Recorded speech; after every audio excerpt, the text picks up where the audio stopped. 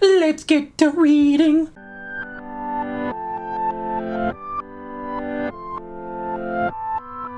Hello everyone, my name's Stonesy Boy and welcome back to Reading with Stonesy. Today we're going to read 19 pages for you. Starting on chapter 15, Tumble's Harbor. God. But yeah, we're starting on chapter 15, 19 pages. It should not be that bad. What does suck is, I think, next time, where we read from 136 all the way to 160? Actually, to 157. That's not going to be that bad either. But yeah, one of these times, it's going to bite us in the butt how much we're pulling back on reading. But yeah, let's get started with Chapter 15, Tumble's Harbor, a peace offering, introduction to a busy town, an unwelcome reunion, the sights and sounds of the fair, Tumble's Harbor considered, a visit to the mine with free advice. In the morning, while everyone was eating a quick breakfast, Stack left the campfire and climbed over the hill to the meadow where Mo shot the skeleton. He pushed his way through the tall grass, dew soaking his pants, until he found a length of bone, a solitary arrow that reminded of the unfortunate creature. He brought them back silently, handing them over to Ramo in what he supposed was a peace offering. Ramo smiled and took the bone, saying it would be an excellent source of bone meal in her garden back home. She suggested to keep the arrow as a collection, but the angry words of the previous night seemed to hang between them, and they weren't able to fall back on the easy rapport when they first met. The caravan traveled all day. After a heated debate, his leaders decided to stop and camp again at the dusk rather than push on through the night to reach Tumble's Harbor. That night, Ramo shot a pair of spiders, their red eyes winking out of their arrows, finding their marks. The next morning, she was the one who fetched two long, curled strands of touched silk. If you ever find yourself stuck in the Sea of Sorrows again, a fishing pole would have good to have, she said, handing them to Stax. She was right. The idea of eating dried kelp again ever made Stax want to gag. He coiled the silk up and added it to his bundle of supplies. Soon after the caravan moved out, the road changed from the animal track to a well-traveled thoroughfare, which the grass worn away to dirt. The caravan began to encounter other travelers, hunters carrying animal skins and stern-faced men and women floundering by the horseback. The occasional traveler became a steady stream, and this road rutted and pitted, with the conversion among the drovers and traders and guards turning in what they reached Tumble's Harbor to what would have happened if they were late. It was the mid-morning when the caravan came over the ridge and Stack saw the town behind them. Tumble's Harbor was well named, the crescent-shaped bay ringed with the steep, irregular hills that seemed like they were about to fall into the water. The bay was filled with a tall mass of ships and little boats, while houses and shops clung to the side of the hills above them. Stax had never been in a town so large. A little town where the stonecutter office was located had barely a dozen houses, and he gawped at the buildings pressing in on all sides. For their part of the townspeople seemed to be pleased with the caravan, leaning out of the windows and hail old friends, offered good-natured jeers and thought they were late, or just waved. The line of people and animals wended its way down the hillsides, with the only one spooked cow breaking away and needed to be retrieved, and the drovers cried out theatrically, showing off that they were gathering crowd as they led the animals to pens in the central square. The fair was clearly about to begin. Workers were straightening colorful banners while traders were setting up their stalls. "That's the caravanserai," Ramo said, was pointing at the spalling inn on one side of the square. "It's where you get your wages from the caravan agent. They all have a bed for you tonight, and in the morning you'll be on your own. Unless you've changed your mind about going with me and Heji." "I don't think so," Stack said, though he was relieved that Ramo had decided her earlier invitation was still good. But he sensed something else was behind her words. "You're not staying for the fair then?" Ramo shook her head. "I'm moving on. Towns aren't really my thing, and buying a bunch of stuff would just slow me down. But I pass through town every month or so. Leave word of there you are with Brubs at the general store. Brubs knows everybody. That way I'll be able to find you." Stax agreed and that he would, and Ramo smiled. They looked off at each other for a moment and then shook hands, a little awkwardly. Then Ramo turned away and threaded her way through the marketplace crowd. Stax saw a flash of her curly black hair, then a bit of her green tunic, and then she was gone. Stax sighed, wondering if Ramo would really find him next time she was in town. He'd lost his temper with her for no good reason, and with it, he feared his chance to have at least one friend in this strange new town. Now he wasn't sure what to do. After days in the wilderness, Tumble's Harbor seemed impossibly busy, with so many sights, sounds, and smells for him to take in. Stax made his way through the crowd square, apologizing profusely to everyone he bumped or elbowed or bumped who bumped or elbowed him, which was more than less everyone, until he reached the marketplace perimeter and was able to lean against the wall of Cooper's shop. The nature of its business clearly indicated by the large birch wood barrel hanging above the door. It was quiet by the tower, if you don't count dead things gurgling at night, Max muttered to himself. You like that better? I don't think I would, stranger, said a man bent under a heavy stack of cowhides. He offered Stax a lopsided grin before he shouldered his way deeper into the crowd. Okay, the first thing I need to do is stop talking to myself, said an embarrassed Stax, except he also said that out loud, which led to a tasty conversation with a confused flower seller. After that, Stax simply watched the crowd for a while, bewildered by the ceaseless thrum of activity. He wondered if his father had been to Tumble's Harbor and tried to picture him in the middle of his throng, weighed down by his chest containing precious stones or ore samples that he brought over by the sea. Would he have greeted old acquaintances, traded gossip about things in far-off lands, stopped off the inn for a bowl of soup? While Stax wouldn't know his father had visited Tumble's Harbor, he must have seen towns like it. Stax wondered what it had been for him to come home after that, or step off the boat into the stonecutter's dock, and hear nothing but the sounds of farm animals and the wind ruffling the birch leaves. Had his father sighed in relief and returned to the place that was quiet and still, or had he found the tranquility of home boring and counted the days until he could depart again? Stax didn't know. He wished he had asked his father before he vanished, but now, of course, it was far too late. A crier announced from the fair's official opening for the crowd cheered. Eager buyers rushed toward the first chance they had the best material, while wandering traders circulated through the crowd hawking food. From his vantage point, Stax saw people selling melons, pumpkins, loaves of bread, cocoa pods, skewers of meat, fried fish, and slices of cake. His stomach rumbled as he patted. Sorry, but I don't think anyone will have dried kelp for sale, Stax said to himself, forgetting he just vowed to stop doing that. Guess I better see about getting paid. He made his way through the crowd, passing his fishmonger, who was indeed offering dried kelp to his amusement, and pushed open the caravansary's front door. The inn was crowded to the drovers and laborers from the caravan, celebrating their safe arrival by laughing and clinking mugs. A drover, as he vaguely recognized, pointed him out to the caravan agent's office. To his annoyance, Stax found himself in the line of Ryan, Rizzo, and Chigum.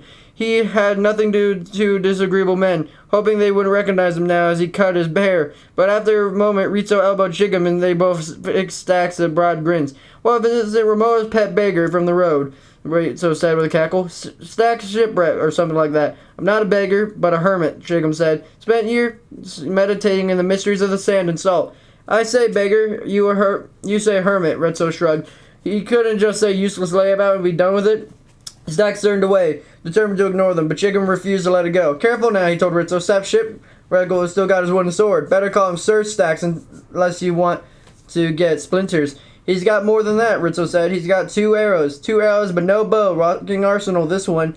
What a fine guard you'll make with the next lucky caravan, Sir Stax Shipwreck. I have a diamond sword at home, Stax said a bit stiffly. Sure you did, Chigum said. But you was clad head to toe in diamonds, Sir Stax. Stax endured his gibs in disgust silence, until Rizzo and Chigum had collected their pay and departed with a flurry of mocking bows. The caravan agent was a little man sitting in the little office, scratching an ink quill in a big leathered book. He hadn't looked up as Stax approached. Emeralds or credit chit? He asked in a flat monotone. Excuse me? He asked Stax, baffled. Emeralds or credit chit? The agent repeated. How do you want your pay? What's the credit chit? He asked. The agent sighed. Did you just fall off the beetroot donkey? A credit chit is a money that is good in Tumble's Harbor General Store. Here at the Caravasonian we're better vendors at the fair. Anyway, what's your name? I assume you know that. Stax Stonecutter. The agent started flipping through the pages of his book, brows creased with consternation. I'm probably at the end, Stax said. I signed up just a couple of days before Tumble's Harbor. The agent peered dubiously at him, his beady eyes lingering in Stax's ragged clothes, then shook his head and flipped through the back of the book. I found you, he said, sounding disappointed. Well, the decision's made for you. You didn't do enough work for us to earn an emerald. Enjoy your credit sheet.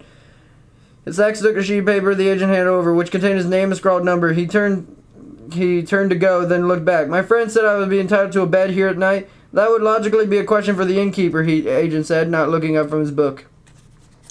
Stax was beginning to think he didn't like Tumble's Harbor, but unfortunately, the innkeeper was both kind and helpful, showing him to a neat, clean little room that he'd been reserved for him and pointing through the way of the general store, though she warned him that, like most everything in this town, it was closed for the day because of the fair. Now that he had his room sorted out, Stax took a deep breath and headed back into the crowd, peering over the shoulders of the foreigners to see if the stall had for sale. There was every imaginable kind of food and plenty of offerings Stacks had never imagined eating. But there was a lot more than food. Lumber merchant offered planks of exactly cut wood, including rich dark wood Stacks had never seen before. Metalsmiths showed off iron swords, including some that glowed with the eerie magenta of enchantment. Chests overflowed with carefully cleaned and combed wool in every hue. Leather workers and carpet makers made lavish promises about the quality of their wares. There were smiths holding up armor made of leather and armor and chain links, and weavers promising to make banners in any color and design you could imagine. The booksellers showing off the clean white pages of libums and tomes. And there were stranger things too, paintings of strange vistas, exotic flowers and pots, brilliantly colored fish in buckets, and the polished shells of turtles and mollusks. Just a couple of weeks earlier, when money had been no object, Stacks would have gleefully filled chests with knickknacks and new curiosities to adorn the walls of the stonecutter estate. He would have tried all strange foods, or some of them, at least, and brought rare fish as treats for lapis, emerald, and coal, but now most of everything that caught his eye cost more than he could afford, and Rameau's warning about saving his money was upmost in his mind. He limited himself to a skewer of mutton and a cookie, deciding to get what he needed from the general store tomorrow. For now, he explored the town. He left the fair behind him and strolled along the docks, where men and women were unloading ships, singing and laughing as they passed chests, barrels, blocks, and bales from the decks of the ship, rearranging them in neat stacks of the docks. The ship's sails were furled, but many bore colorful banners festooned with stripes, circles, and diamonds. Stacks made his way through the dockyards, waving off his fishmongers, crying out their catches were so fresh that they were still flopping, and followed a narrow road between the line of buildings made of wood and stone. The road was paved with cobblestone, and Stacks found himself instinctively studying the quality of the stonework and its composition. The road led up and away from the marketplace, and within a few minutes the crowd had dwindled and then vanished, so that Stacks was staring at a street with few locals busy with errands, or simply out for a stroll. He stopped to look down at the town, trying to imagine what it looked like before the first explorers decided to make this an ideal harbor. If he closed his eyes, Stacks could almost see it. A half circle of sand bordered by a lush meadow, ringed by hills. He imagined a single house on the shore, a simple dwelling of sod, constructed as a refugee of the dangers of the night. And then a few more, and more still, until eventually whoever lived there had to get together and talk about organizing things, creating docks to handle the boats, and clearing a town common, and maintaining the roads and all the rest. Making decorations like that had never been an issue for Stacks, who could do whatever he wanted to the stonecutter estate without having to consult with anyone else. On the other hand, no individual house or estate would ever create a riot of creativity and controlled chaos like Tumble's harbor. You needed more people for that, lots of people, building houses and tearing them down, imagining businesses, making them work, bringing in goods of art and food and stories, and everything else that either people would want. Looking down on the town, Stacks smiled. He could see that the bay had existed before all had happened, pristine and beautiful, but he could also appreciate everything as generations of people's creativity had brought to it, and how their efforts had remade a beautiful place a thriving port. As Stacks kept going up the hill, the houses grew smaller, gaps appeared between them, and eventually most sat apart from their neighbors. And in little fenced yards, after walking a few more minutes, Stacks found himself in a dusty saddle land where 5 roads had converged. A cluster of signs pointed the way to the 4 places Stacks had never heard of, and the 5th place that he had, though a slightly different name, the Tumble's Extraction Company. Now that's a good omen if I ever saw one, Stacks said. He followed the road up to the series of low hills until he found himself below what had been on a mountain. Its top now squared off with the precision never found in nature. A black tunnel yawned on the side of the mountain, behind a fence, and next to a fence was a low-slung, windowless building made of gray stone, which Stacks recognized as andesite. It had an oaken door and a sign next to it out front. Mine office. Experienced workers wanted. Criminals, layabouts, and the accident-prone newcomers needed not apply. Must furnish own tools. Stacks was about to knock on the door when someone called out that the office was closed, on account of it being a holiday, and what with the fair and all, said the shuffling, back-bent man, with a gray beard and rusty sword on his belt. You a miner? Manager's a bit particular about who she takes on. No, Stacks said. Well, yes. Eh? The man peered at Stacks. Which is it, friend? Yes or no? I'm a miner, but that's not the way I'm here. I'm trying to get back home. Unless you live in the Turtle Square, I'd say you're in the wrong place. It's a little more complicated than that, Stacks said. Will the owner be here tomorrow? The owner? Who? Wouldn't think so. He lives in a big house a few hills over yonder, overlooking the back country, the man said, waving the vague direction. But the manager will be in. She's Miss Tanny. That's pronounced Tawny, but spelled Tanny. But don't mix the two when you know what's good for you. All of mine business go through her. Right, Stacks said. I'll be back tomorrow then. You want my advice, friend? Before you come, get yourself some tools. She won't see you if you don't have tools. And get some new clothes. Like I said, Miss Tawny's particular about who she hires. You look like a beggar or someone who's crawled away from a shipwreck. You're more right than you know, Stacks said, offering the man a low bow. Until tomorrow. Chapter 16. 3 curious characters. Brubs and Zinni, the right tool for the job. Miss Tawny has questions. By the time Stacks returned to town, the crowd at a fair was thin. Stalls were closing up and drovers were emerging from the caravansary to round up the cattle, sheep and pigs that hadn't been sold. Stacks used a bit of his credit on a bowl of stew and sat in the inn's common room, surrounded by traders comparing notes on how far it's gone. Tired customers doing the same. Stacks found himself yawning repeatedly and went to bed. He woke up baffled, confused by the oak plates of the ceiling and the light coming from the room's low square window, until he remembered where he was. After the breakfast of bread and with honey, Stacks headed across the town common, now strangely empty after yesterday's hustle and bustle, and climbed the stairs of the low porch that surrounded the general store. A couple of aged townspeople exchanged gossip, bade him good morning. Stacks nodded politely and headed inside. The general store was like a scaled-down version of the fair, its shelves piled high with gear, supplies, and stores of every conveniable variety. Though Stacks noticed it didn't stock any of the more eccentric items that would have been on sale yesterday. There was no chest full of cocoa pods or buckets of tropical fish. "Well, good morning, young sir. How can we help you?" called a squat, cheerful man from behind the counter. Stacks had half expected his ragged clothes to be met with snide comments, or at least raise his eyebrows, and felt himself relaxed at being greeted so respectfully. A second man, this one extremely tall and thin, was the other hand of the counter, polishing a metal bucket. "I need some new clothes," Stacks said, fingering his shirt, which was indeed dirty and disreputable. "Well, this credit chit do?" "Certainly, sir," said the man. After the glance at the paper, Stacks was over. "Don't think I've ever seen you here before. Came here with the caravan, did you?" Stacks started to mutter something vague, then stopped himself. He needed to get home anyway, and the man seemed kind. "That's right," Stacks said. Well, it's a long story. I was marooned." "That sounds like quite the ordeal." "Glad it's behind you," the shopkeeper said. "I'm Brubs. The silent statue over there is Zinni." Stacks Stonecutter. Brubs made Stacks' hand a warm shake. Then Zinni looked over and nodded minutely. "Good to see you, Stacks, but I'm afraid to say you don't have anything as fancy as this shirt. I can't tell this fine garment before everything happened to you." That's all right," Stacks said. "I don't need fancy. I just need some work clothes and some information, maybe. Do either of you know the lands of the other side of Sea of Sorrows?" "Can't say I do," Brubs said. "Never been more than a day's ride out of Tumble's harbor. In fact, Zinzi, how about you?" The tall, thin man shook his head. "Might try down at the docks. I swear there are more ships in port yesterday than I thought seen in 4 or 5 months." "What with the fair and all," Brubs said. "Of course, most of them have pulled up anchor and left. Now that it's done." Stacks would have kicked himself. He too was overwhelmed by the sights and sounds of the town, the fair, to think of asking the ship's captains. "Is that where you're from, Stacks?" he asked Brubs. "The other side of the Sea of Sorrows?" Stacks decided he liked the man's gentle eyes and nodded. "Unfortunately, I don't know my way back." "Well, Zinni and me keep our ear open," Brubs said. "In the meantime, let's get you dressed." In Brubs' cheerful help, Stacks picked a plain brown shirt and blue pants, changing into them with the back of the general store. "Much better," Brubs said, holding Stacks' salt-encrusted threadbare old clothes. "And what should I do with these?" "Burn 'em," Stacks said, disgusted. "Off to the furnace they go. And now, new clothes for your new home." Stacks knew Bubbles was trying to be friendly, but the suggestion that he needed to forget his old home left Stacks feeling morose. The shopkeeper seemed to sense that, and clapped a hand on Stacks' back, and the other arm waving the store's many offerings.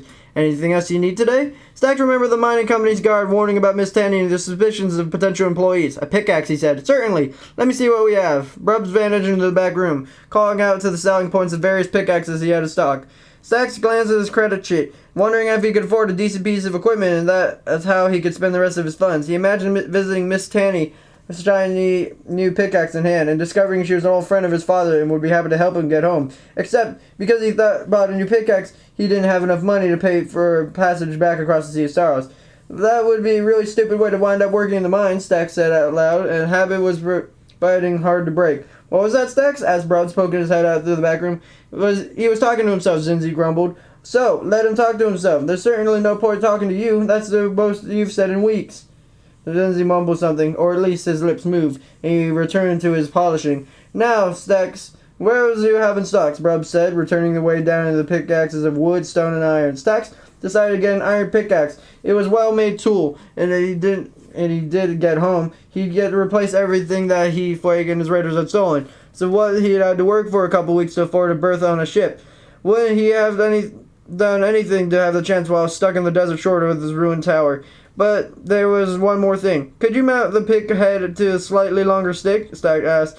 I want one that's exactly a block long, and this looks a little short. Brubs looked over at Zinni, who shrugged. I don't see why not, Brub said. Can I ask why? That's what my father always used. And so it's like I've always used, Stax said. Stax brought the pickaxe modified as he requested, with nearly all of his credits depleted. He said farewell to Brubs and Zinzi. He flung his new pickaxe over one shoulder and strode up the hill to the Tumble's extraction company. Finding the miner's office door open, the gray-bearded guard peered at him with no apparent sign of recognition, which Stax decided was a good thing. Stax nodded politely at them and entered the office. There was a white-haired, hatchet-faced woman sitting behind a table piled with ledgers and adorned with a sign that read, Miss Gerving-Tawny, manager. She looked at Stax's grandmother, whom he remembered was thin, wiry, and tough, and Stax felt hope blossom from where inside him. His tawny, dark-eyed gaze fitted with his clothes as his pickaxe and then settled on his face. That pickaxe never been used, she said, making it sound like an accusation. There's nary a scratch or scuff on it. Stax had been so worried that Miss Tawny would think poorly of him that he showed up about the pickaxe, that he never considered he might think poorly of them and showed up with one. This suddenly struck him as unfair, as he didn't know what to do. So he stood there with his mouth hanging open, which was basically the opposite of doing something. I lost my old one, he said finally. Careless, Miss Tawny snapped with a voice that wasn't very grandmotherly at all. We don't like that here. Stax thought of explaining what had happened to him, but Stax decided not to. Miss Tawny might consider this having this house destroyed and being marooned and bearing costs careless too. I feel like it's my job to remind you that Stax didn't know very many people, having spent so much of his youth alone with his cats and his trees and flowers, which, while lovely, didn't offer a lot of conversation, and he'd become quite a loner living by himself on the estate. A little too much of a loner, Stax was beginning to suspect. Now that he was out in the overworld, he was discovering something new about people not all of us discover eventually, namely that they are funny, not funny as in they make you laugh, though in the excellent quality of it in person, but funny in the other sense of the word as in peculiar. All of us are peculiar in a lot of ways, most of which are harmless and worry us a lot even though no one else knows about them, or wouldn't care if they did. But a few of us, unfortunately, were peculiar in ways that were difficult and unpleasant to deal with. Stax wasn't sure which was the case with Miss Tawny. All he knew was the interview, if that's what it was, didn't seem to be going well. Did you ever use the pickaxe you lost? Miss Tawny asked after a moment. Yes, Stax said, and being decided to be charming. Why, I've been a miner all my life, in fact. I'm Stax. Stax Stonecutter. Stonecutter by name and stonecutter by trade. That's what my father used to say. Stax hoped the stonecutter name would cause Miss Tawny to look up in surprised recognition, but she just made an odd noise, something between a huh and and a grunt. Any chance you knew my father? Stax said. He traveled a lot, working for our family mining company. I'd hoped maybe he'd visited Tumble's harbor. Never heard of anyone named Stonecutter, Miss Tawny said, and Stax hung his head as he worked the ledger free of its pile and opened it. Now, as your qualifications, are you afraid of heights? No, said Stax, remembering Fred Temple shrinking back from the edge of the stairs of the Stonecutter mine, the one he'd left flooded and ruined. Any history of claustrophobia, the fear of tight spaces? I know what that is. Good. Do you have a history of it? No. History of claustrophobia. Are you afraid of the dark? No. Are you afraid of falling into lava and burning to death? What? Are you afraid of falling? Of course I'm afraid of that. Anyone with any sense at all would be afraid of that. Said Miss Tawny, making a check mark on a different row. The trick is not to fall into lava in the first place, isn't it? Stax asked. My grandmother taught my father how to avoid that, and he taught me. He also showed me how to make sure not to dig beneath the pool of it. That's the real danger, down in the mine. I'm not hiring your father or grandmother, said Miss Tawny. How about being hacked apart by zombies, shot full of arrows by skeletons, or blown up smithereens by creepers? Do any of those things concern you? Very much so. And yet you want to be a miner, Miss Tawny said, leaning back and folding her arms over her chest.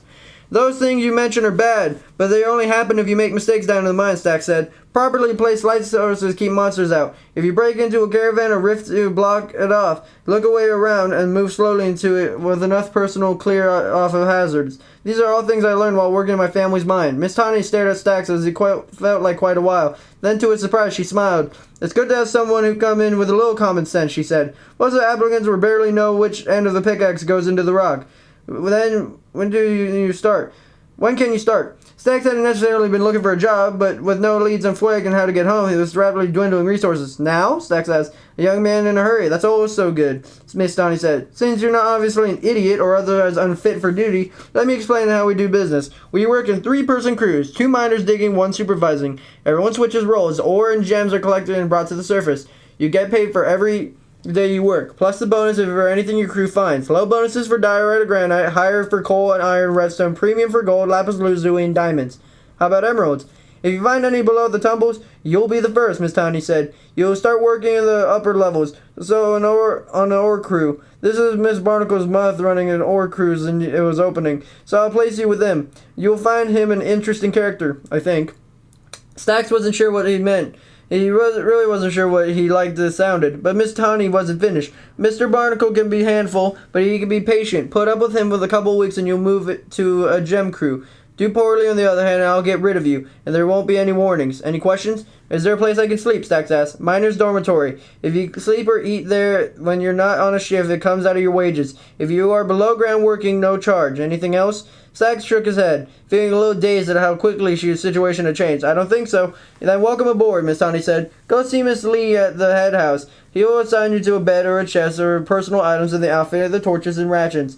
If she gives you the okay, you'll go down to the Barnacle's next crew. Good luck, Mr. Stonecutter. Stacks shook his hands with Miss Tawny, took his pickaxe, and headed for the quarry entrance. Come to think of it, Grandmother was a pretty tough old bird, too, he said to himself, and the memory made him smile. And that's the end of that. So, here's the thing. I kind of wanted to read more, honestly, because this becomes the favorite part of my book, favorite part of the book to me, because it's like, oh, look, it's mining and all that, and then it's like sarcasm, we get a sarcastic character, and I like sarcastic characters, yada yada.